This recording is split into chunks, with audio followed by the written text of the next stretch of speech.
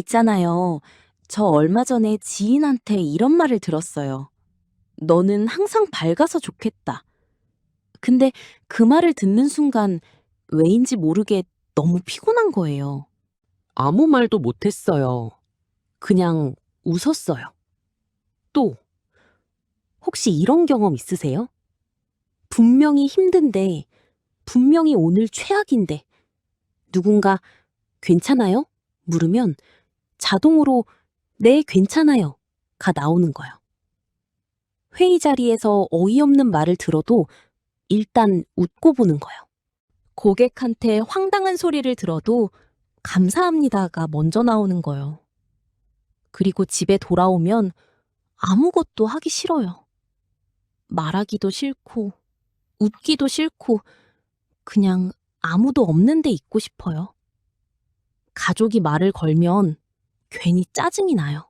나쁜 사람도 아닌데, 사랑하는 사람인데, 그냥 오늘 너무 많이 웃었거든요. 이게 뭔지 아세요? 심리학에서는 이것을 감정노동, 이모셔널 레이버라고 해요. 1983년에 사회학자 알리 호크차일드가 처음 이 개념을 만들어냈어요. 비행기 승무원들을 연구하면서 발견한 거예요. 웃음도 노동이 될 수 있다는 것. 감정도 일이 될 수 있다는 것. 오늘 저는 그 이야기를 하려고요. 왜 웃어야 할 때 제일 힘든지, 왜 집에 오면 아무것도 하기 싫은지, 그리고 어떻게 하면 조금 달라지는지. 자, 그럼 시작해 볼게요. 자, 먼저 이런 질문을 드릴게요. 하루 종일 일하고 나서 몸이 피곤한 건 당연하잖아요. 근데 가만히 앉아서 그냥 웃기만 했을 뿐인데 왜 이렇게 탈진이 되는 걸까요? 비밀이 있어요. 웃음에도 근육이 있어요. 우리가 감정을 억누르거나 느끼지도 않는 감정을 표현할 때 뇌에서 엄청난 에너지가 소비돼요. 심리학자 로이 바우마이스터가 1998년 연구에서 이것을 자아 고갈, 이고 디플리션이라고 불렀어요. 쉽게 말하면 이래요. 우리 뇌 안에 자기 조절 에너지가 있어요. 이게 배터리처럼 충전되고 소모돼요. 그런데 이 배터리가 몸을 쓸 때만 소모되는 게 아니에요. 감정을 억누를 때, 웃고 싶지 않은데 웃을 때, 화가 나는데 참을 때, 이럴 때도 똑같이 소모돼요. 그러니까 하루 종일 억지로 웃고 참고 맞춰줬다면 집에 올 때쯤엔 배터리가 거의 없는 상태인 거예요. 그래서 가족한테 짜증이 나는 거예요. 그 사람이 미워서가 아니에요. 배터리가 다 떨어졌기 때문이에요. 그런데 더 중요한 게 있어요. 감정 노동에는 두 가지 방식이 있어요. 첫 번째는 표면 행동, surface acting이에요. 속으로는 화가 나는데 겉으로만 웃는 거예요. 가면을 쓰는 거예요. 두 번째는 내면 행동, deep acting이에요. 실제로 좋은 감정을 느끼려고 스스로를 설득하는 거예요. 이 손님도 힘든 사람일 거야. 이해하자. 이렇게요. 미국 심리학자 아담 그랜트 2013년 연구에서 흥미로운 걸 발견했어요. 표면 행동을 오래 하면 번아웃과 우울로 이어지는데 내면 행동은 오히려 직업 만족도를 높인다고요. 근데 있잖아요. 문제는 우리 대부분이 내면 행동을 하고 싶어도 그럴 여유조차 없다는 거예요. 너무 지쳐 있어서, 너무 많이 해왔어서, 몸도 솟고 있어요. 한 가지 더 알려드릴게요. 억지 웃음을 오래 하면 몸도 이상해져요. 스탠포드 신경과학자 제임스 그로스 2002년 연구를 보면 감정을 억누르는 동안 우리 몸의 교감신경이 활성화돼요. 그러니까 겉으로는 웃고 있지만 몸 안에서는 스트레스 반응이 계속 일어나고 있는 거예요. 심장이 두근거리고 혈압이 오르고 코르티솔이 분비되고 이게 매일 반복되면요. 만성 피로, 수면 장애, 면역력 저하로 이어져요. 웃음이 독이 되는 거예요. 실제 이야기를 들려드릴게요. 경기도 성남에 사는 49세 최미영 씨, 가명이에요. 20년 넘게 학교에서 행정 업무를 해온 분이에요. 이분이 이런 말씀을 하셨어요. 저는 학교에서 항상 웃는 사람이에요. 학생들한테도, 선생님들한테도, 학부모들한테도. 근데 퇴근하고 나면 입이 잘 안 떼어져요. 남편이 뭔가 물어봐도 대답하기가 너무 귀찮아요. 제가 남편을 싫어하는 게 아닌데, 그냥 오늘 말을 너무 많이 한 것 같아요. 이분 말씀 들으면서 저는 이렇게 말씀드렸어요. 맞아요. 말을 많이 한 게 아니에요. 감정을 너무 많이 쓴 거예요. 배터리가 다 된 거예요. 그 말에 이분이 한참 있다가 이렇게 하셨어요. 그렇구나. 내가 이상한 게 아니었구나. 이상한 게 아니에요. 당연한 거예요. 그냥 너무 많이 웃었던 거예요. 자, 이제 제가 한 사람을 소개해 드릴게요. 지금으로부터 약 70년 전, 프랑스 파리에 살았던 사람이에요. 이 사람 있잖아요. 파티에 가면 제일 재밌는 사람이었어요.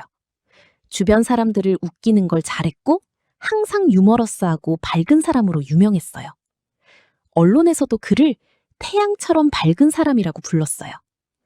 근데 있잖아요. 그 사람 일기를 보면요. 전혀 달라요. 극심한 우울, 폐결핵으로 인한 고통, 나는 누구인가라는 끝없는 질문. 파티에서 웃고 있는 그 사람이랑 일기를 쓰는 그 사람이랑 완전히 다른 사람이에요. 그 사람의 이름이 알베르 카미예요. 카미가 어떤 사람이었는지 좀 더 들려드릴게요. 카미는 알제리 출신이에요. 아버지는 카미가 태어난 지 1년도 안 돼서 전쟁터에서 돌아가셨어요. 어머니는 글을 읽지 못하는 분이었고 가난했어요. 그 환경에서 파리 지식인 사회로 올라온 거예요.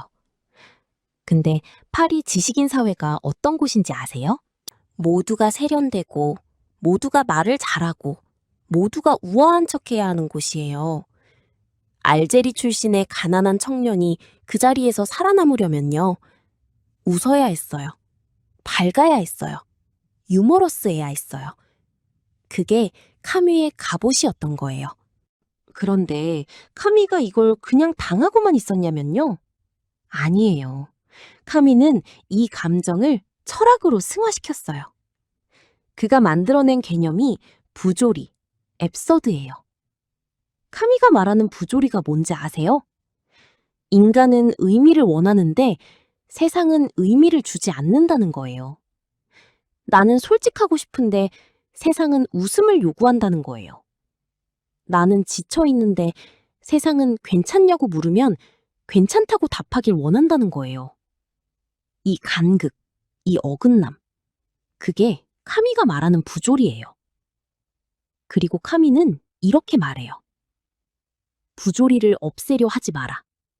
부조리는 없어지지 않는다. 그냥 그 안에서 반항하라. 카미가 말하는 반항이 뭔지 아세요? 거창한 게 아니에요. 웃어야 하는 자리에서 웃되 그게 내 전부가 아님을 아는 것. 감정 노동을 하되 퇴근 후엔 내 진짜 감정으로 돌아올 권리가 있음을 아는 것. 카미는 이렇게 썼어요.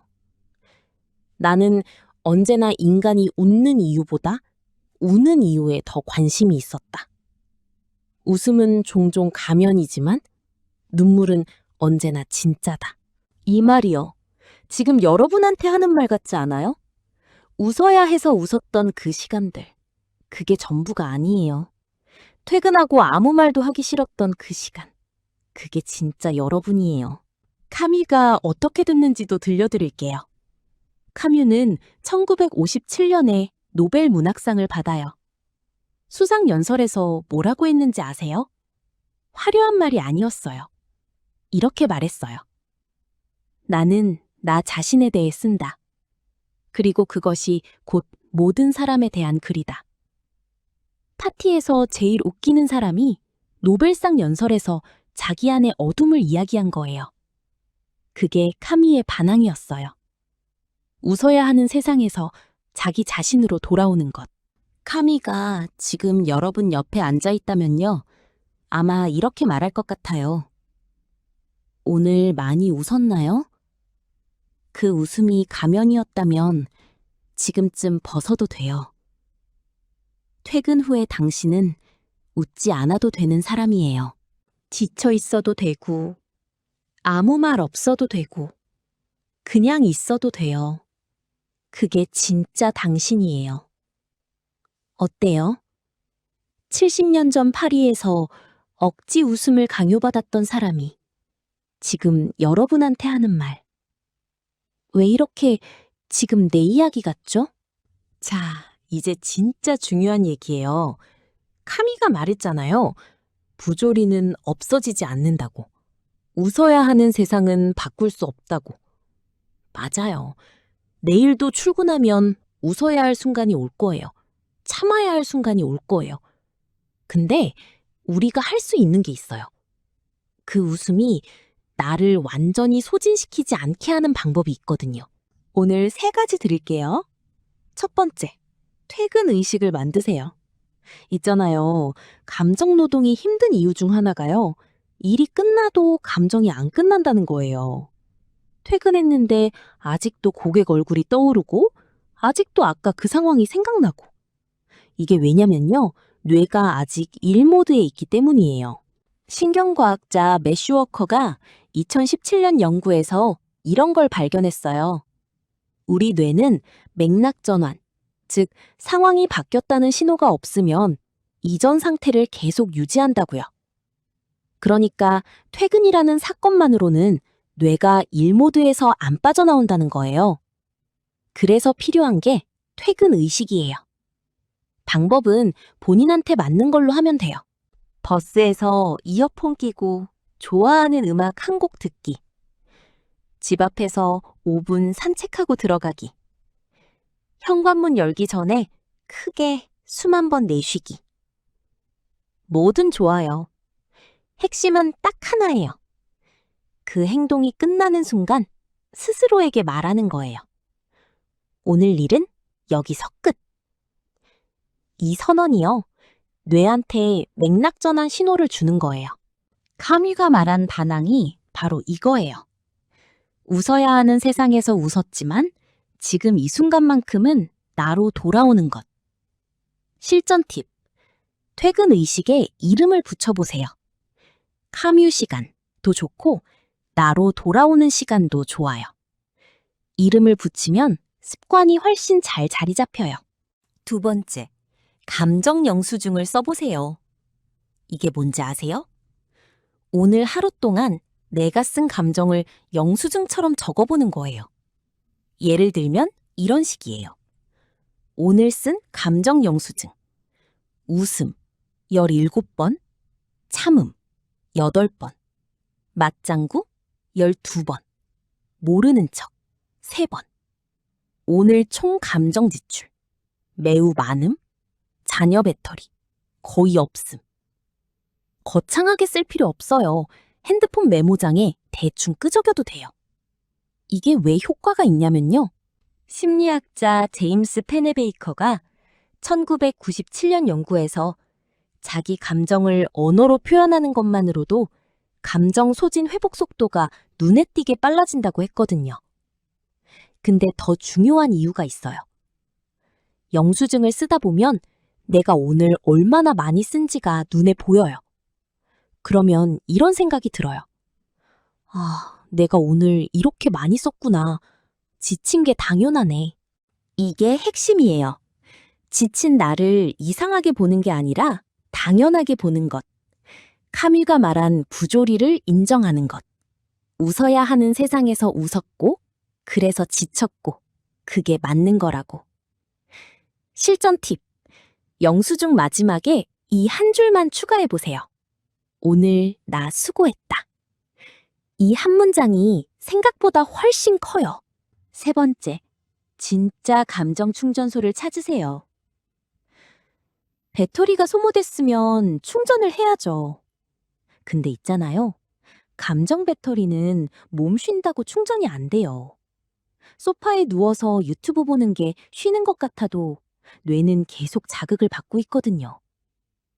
진짜 충전은요, 뭔가를 억누르거나 맞춰줄 필요가 전혀 없는 상태일 때 돼요. 심리학자 크리스티나 마슬락이 1981년 연구에서 감정노동 번아웃에서 회복하려면 진정성 있는 경험, authentic experience가 필요하다고 했어요. 진정성 있는 경험이 뭔지 아세요? 내가 진짜 원해서 하는 것, 누가 봐주지 않아도 하는 것, 잘 못해도 괜찮은 것, 혼자 산책하는 것, 아무도 없는 곳에서 음악 듣는 것, 좋아하는 드라마 혼자 보는 것, 텃밭에 물 주는 것, 그림 그리는 것. 뭐든 좋아요. 핵심은 딱 하나예요. 그 시간만큼은 아무한테도 웃어줄 필요가 없는 것. 카뮤가 매일 혼자 일기를 썼던 것처럼. 파티에서 제일 웃기는 사람이 혼자 일기장 앞에서만큼은 진짜 자기 자신이었던 것처럼. 여러분도 그런 시간이 필요해요. 하루에 딱 30분이라도요. 실전 팁. 그 시간을 달력에 적어두세요. 나 시간이라고요. 회의 일정처럼 달력에 잡아두면 실제로 지킬 확률이 훨씬 높아져요. 나를 위한 약속도 일정 관리가 필요하거든요. 자, 오늘 이야기를 마무리해 볼게요. 오늘 우리가 함께 나눈 이야기 잠깐 정리해 드릴게요. 웃어야 할 때 제일 힘든 건 여러분이 약해서가 아니에요. 감정도 에너지를 쓰거든요. 배터리가 소모되거든요. 바우마이스터가 말했잖아요. 억지로 감정을 조절하는 것만으로도 뇌의 자기 조절 에너지가 소모된다고요. 그로스가 말했잖아요. 억지 웃음 동안 몸 안에서는 스트레스 반응이 계속 일어난다고요. 그리고 70년 전 파리에서 살았던 카뮤가 말했잖아요. 웃어야 하는 세상은 부조리하다고. 근데 그 부조리 안에서도 반항할 수 있다고. 그 반항이 뭔지 아세요? 퇴근 후에 웃지 않아도 되는 것. 지쳐 있어도 되는 것. 아무 말 없어도 되는 것. 그게 카뮤가 말한 반항이에요. 오늘 제가 드린 3가지 기억하세요. 첫 번째, 퇴근 의식을 만드세요. 어떤 행동이든 좋아요. 그 행동이 끝나는 순간 오늘 일은 여기서 끝이라고 선언하는 거예요. 두 번째, 감정 영수증을 써보세요. 오늘 내가 얼마나 많이 썼는지 눈으로 확인하는 거예요. 그리고 마지막에 오늘 나 수고했다. 한 줄. 세 번째, 진짜 감정 충전소를 찾으세요. 아무한테도 웃어줄 필요 없는 나만의 30분. 달력에 나 시간으로 잡아두세요. 있잖아요. 카뮤가 파티에서 제일 웃기는 사람이었던 것처럼 여러분도 오늘 정말 잘 해내셨어요. 웃어야 할 때 웃었고, 참아야 할 때 참았고, 버텨야 할 때 버텼어요. 그게 쉬운 일이 아니에요. 진짜로요. 근데 이제 오늘은 끝났어요. 지금 이 순간만큼은 웃지 않아도 돼요. 밟지 않아도 돼요. 그냥 있어도 돼요. 카미가 일기장 앞에서 진짜 자기 자신이었던 것처럼 지금 이 순간 여러분도 진짜 여러분이에요. 심리 포트폴리오는 오늘도 여러분 편이에요. 시청자 여러분께 감정노동으로 인한 소진이 너무 길게 이어지거나 일상생활이 힘드실 정도라면 혼자 안고 계시지 마세요. 정신건강 위기상담 전화 1577-0199는 24시간 여러분 곁에 있어요. 오늘의 댓글 질문. 오늘 영상 보시면서 한 가지 여쭤볼게요. 여러분한테 진짜 감정 충전소가 어디예요? 퇴근 후 혼자 드라이브, 베란다에서 커피 한 잔, 강아지랑 산책. 아무것도 안 하기. 뭐든 괜찮아요. 댓글에 적어주세요. 여러분의 충전소가 누군가의 힌트가 될 수 있어요. 오늘 영상이 조금이라도 도움이 되셨다면요. 딱 3가지만 부탁드릴게요. 첫 번째, 구독 버튼 눌러주세요. 매주 이런 심리 이야기를 여러분한테 가져다 드릴게요. 놓치고 싶지 않으시면 알림 설정도 같이 눌러주세요. 두 번째, 좋아요 눌러주세요. 여러분의 좋아요 하나가 비슷한 감정으로 지쳐있는 더 많은 분들한테 이 영상을 전달해줘요. 알고리즘한테 이 영상 좀 더 퍼뜨려달라고 부탁하는 거예요. 세 번째, 댓글 남겨주세요. 여러분의 이야기가 이 채널을 살아있게 만들어요. 오늘 영상에서 가장 기억에 남는 한마디만 적어주셔도 충분해요. 오늘도 정말 수고하셨어요. 다음 영상에서 또 만나요. 심리 포트폴리오였습니다. 구독 안 하시면 저 머리에 꽂 꽂습니다.